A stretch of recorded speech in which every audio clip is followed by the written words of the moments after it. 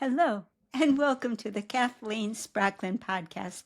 I am a woman on a mission to help you get the Zettelkasten of your dreams on your work table beside you. We're in the middle of a series on writing from a Zettelkasten.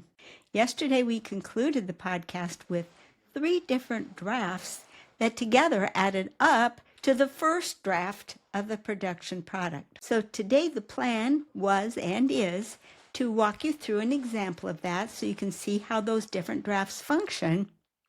But I realized while I was doing it that there's a more important lesson here than simply an example of how to produce 3 different drafts. The lesson that really makes this topic worth sharing is how it can take the pressure off of writing while improving the quality. Now, if you can't imagine a better combination than that, of having your writing quality go up and the fear and the frustration and the worry go down, how can you have a better setup than that? And yet it's possible, and it's your Zettelkasten that makes it possible.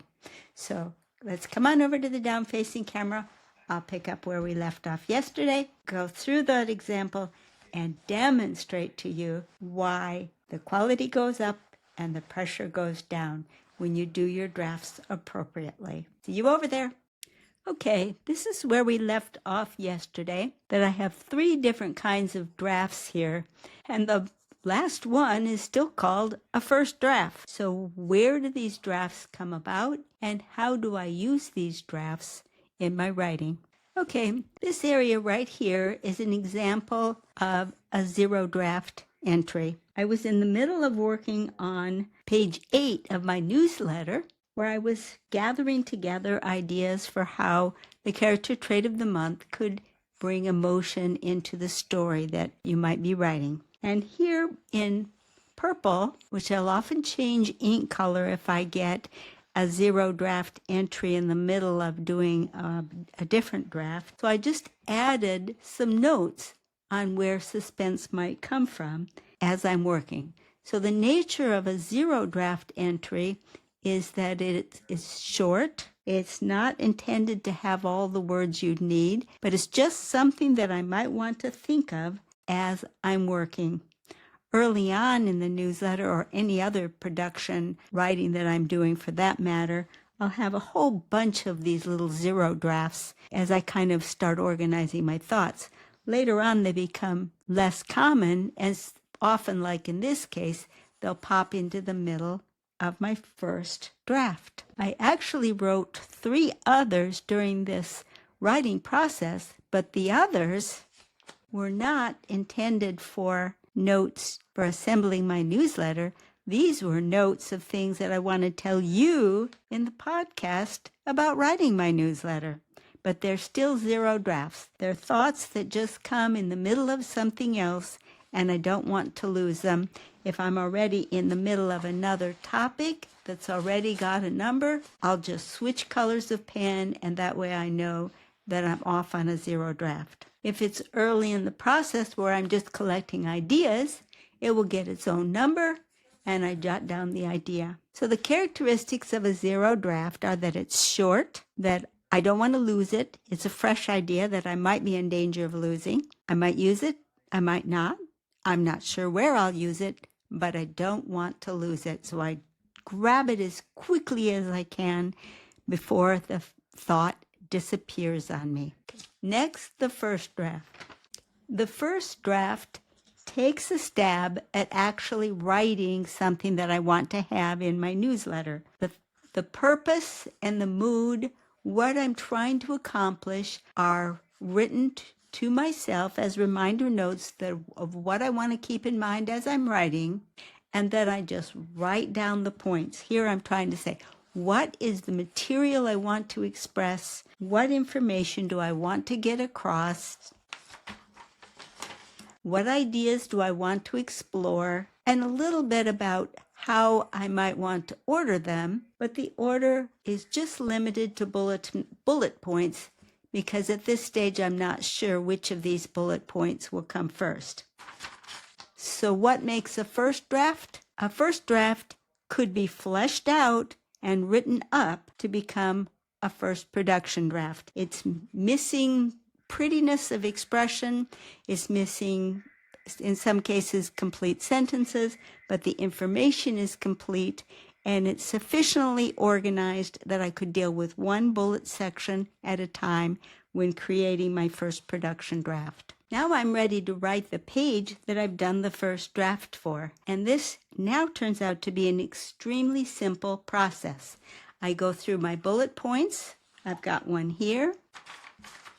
I've got a couple more on this page, and I've got another one down here on this page. So at this point, the writing process to create my first production draft is quite simple. First of all, I have to decide, well, what order do I want to present my bullet points? I've got 4 of them. It's just 1, 2, 3, 4. Put them in order. Very easy, very low pressure. And then for each one of them, all I need to do is flesh them out. I've got the key points that I want to make. I just decide what order to put the sentences in, and then I only need to write them up. That's what made me make the 0 draft note to you. You can take the pressure off of writing by distributing the effort, pushing it as much into low stakes output as possible. I'm going to close here with the down-facing camera and finish off a description of what I mean talking face to face. Okay. So the third type of first draft is the first production draft.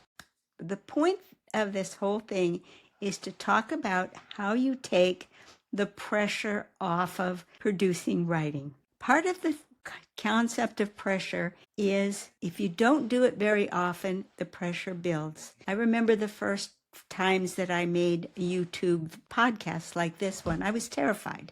Well, now I'm going to record my podcast because I just feel like I'm talking to you and I'm going to get all nervous talking to you. Why? We do this a lot. I'm comfortable talking to you. So that's part of the way you get comfortable in your writing is you do a fair amount of it. But there's another way that takes it even easier, makes it even lighter. So for me, practicing writing begins with every single main card that I create. When I'm gathering information from my source, I generally prefer to paraphrase that information rather than quote it. If I think the wording of the quote is so perfect that I really want to have that as well, I'll just flip the card over and put the specific wording on the back. Paraphrasing it makes certain that I understand what I just read. Then here's the creative writing exercise. Every main card, a response. Forcing myself to produce that response is practicing creating, practicing writing from my own mind. Likewise, the tagline. It's another form of practice, and that one's even more difficult in a way because it has to condense everything down into a single line. This is writing practice, but it's very low stakes. Who's looking over my shoulder? Who's evaluating what my response is? Who's evaluating how good my tagline is? No one. There's no stakes involved in it. It's just the determination to make that as a practice. Now, later, when you start pulling your main cards to do your writing, you've got writing already available to you. If you want to present this idea, you're fine presenting it in your own words because these are your own words. If you want to add your reaction, you're fine adding your reaction because these are your own words. So you can freely write what you wrote or phrase it again in whatever way you want. And in my case, when I'm actually writing from one of these cards, I grab my legal pad again and start writing on the legal pad. Again, low stakes. I'm just capturing my reaction in more words and more tied to exactly the topic that I'm discussing with my writing. A little bit more writing, very low stakes. Then when I'm doing my first draft, where's the tension in this? I'm just doing some bullet points and just jotting down what I want to remember. Where's the tension in that? There's effort involved. You're writing, but you're not under any pressure. It's just putting your ideas down on the page. So then finally, okay, now it's the time. I put them on white paper in a disc binder, and this binder is all about my newsletters because I feel that my first production draft is something that I want to keep separate out of my yellow legal pad in part because I'm referring to my yellow legal pad all the time. It's just handier to have it all in one place and to have them all together. So how much pressure is there in this? You're taking something that looked like a set of bullet points, and you're turning it into a genuine paragraph. That's not hard. You've got all the ideas. You know what it is you want to say.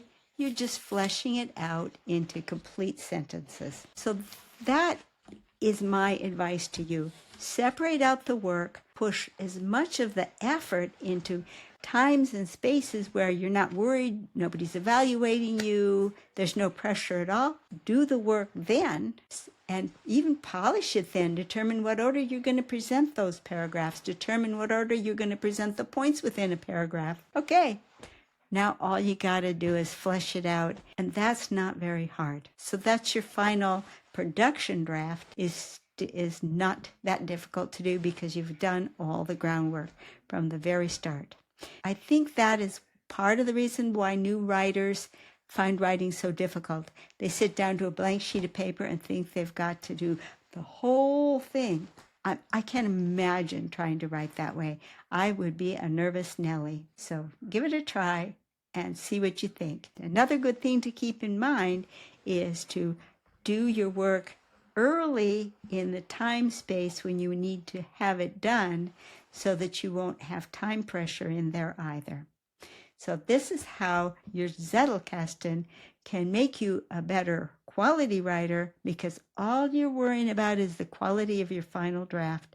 All the rest of the work was done when there was no pressure at all. See you tomorrow, and we'll continue the process of writing from your Zettelkasten. Bye-bye.